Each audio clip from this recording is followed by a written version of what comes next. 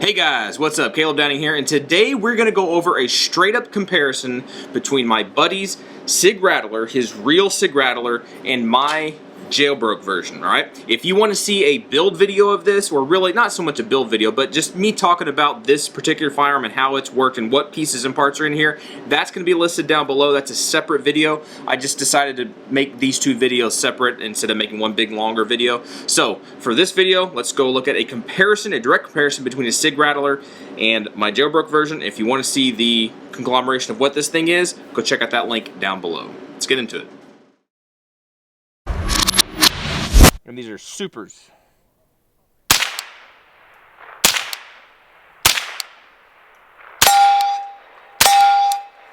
Really, it builds up for a second. You really do get like a woof of gas.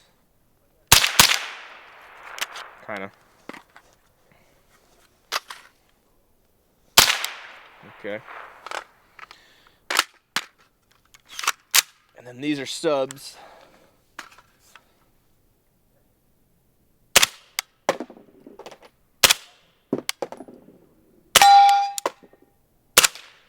That's quiet.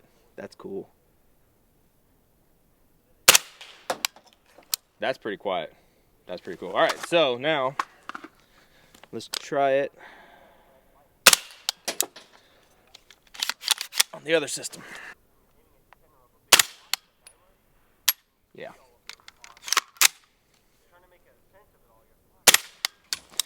Yeah. All right, so here we go. This is the Rattler. Oh, magazine came out. All right, this is the Rattler, and I switched out, put the Sandman-K on here. So this will be interesting because it's obviously a shorter can, and I can't use the Nomad L on my other guns, so unfortunately that's not going to work. But this will give a good comparison as long as everything cycles right. There we go. All right, so here we go. This is the K. These are supers, probably going to be loud.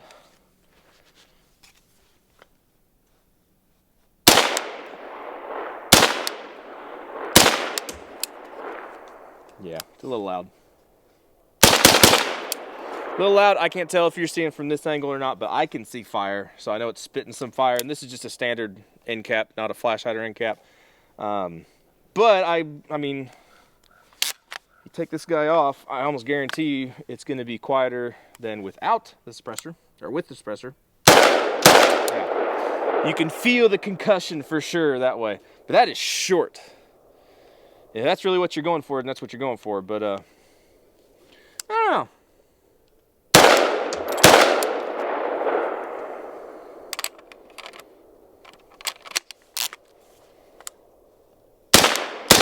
Yeah, it changed it a little bit. I mean, I can feel the reverb in my boots without the suppressor. So with the suppressor, it obviously is doing something, right? Yeah. All right, so now throw in some subs, see if that makes a difference. And I'm not going to waste my subs by shooting without the suppressor, or without the suppressor, because that's stupid. It's going to be the same loudness. The Sandman-K with subs.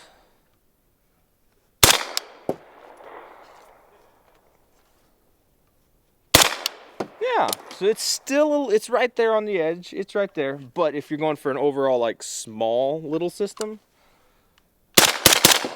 that's fine. That's fine. If you're going for a small system, that's perfectly doable. So with the Nomad LT, it obviously sounds better. But if you're going for like small size, then this makes a lot of sense. All right, so this is my version of the system, right? So whereas the Rattler, right? Obviously it's piston, right? It's not direct impingement and everything. It's, I think, a 5.5 inch barrel, I believe. Short and everything, right? Takes the pressure off, it's gonna be a little bit shorter. My system, if you stack it up right next to here, I mean, it's got a 5-inch barrel, so technically it's like a 1/2 inch barrel shorter, and you can't really see on the camera and everything, but I mean, it's negligible. That 1/2 inch it's negligible. So the systems are basically the same size.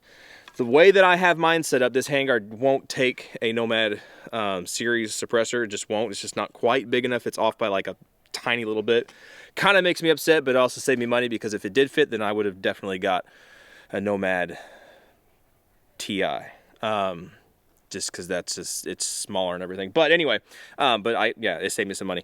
But this is the Sandman-K on here, and so as we saw with this guy, with subs, it's doable, and that's kind of the overall purpose behind this gun, is the suppressor would knock off the edge, and then the gun itself should run and should do its job better than maybe a 5.56. But okay, so this is my system with the Evolution weapon system, bufferless bolt carrier group, and this is full of snow. So yeah, that could be part of the problem, but also this does not have a forward assist. So if you do get a hiccup like this, that is a small downside of the system.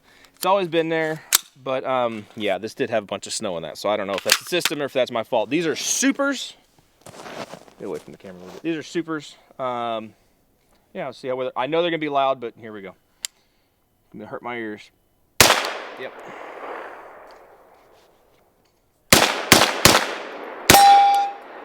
So no suppressor at all. I don't think I've ever shot it this way before.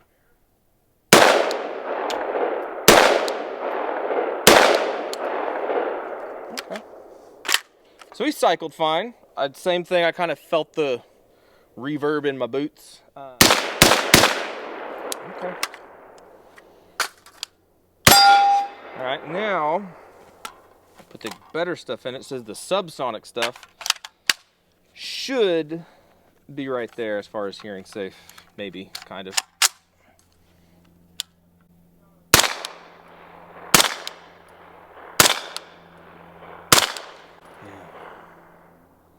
To me, it's very, very close.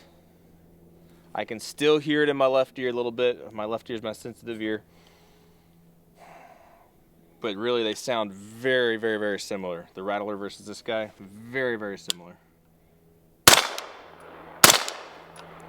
I don't know. I'm locked open. So I don't know. It's just a little look at two different systems. Yeah, one's direct impingement, one's piston. One costs more, but is all inclusive. And then one is, well, it's a little bit more user serviceable, where I could throw on different barrels cheaper. I could do a whole bunch of different stuff cheaper. But if you're not trying to do stuff and shake things up, then the Sig's probably the way to go. But this is a different system, so two totally different systems. I don't know, interesting. All right, so I've got my JailBroke Rattler. He's got an actual Rattler. We're gonna do sub, super. Same can, opposite systems, all right?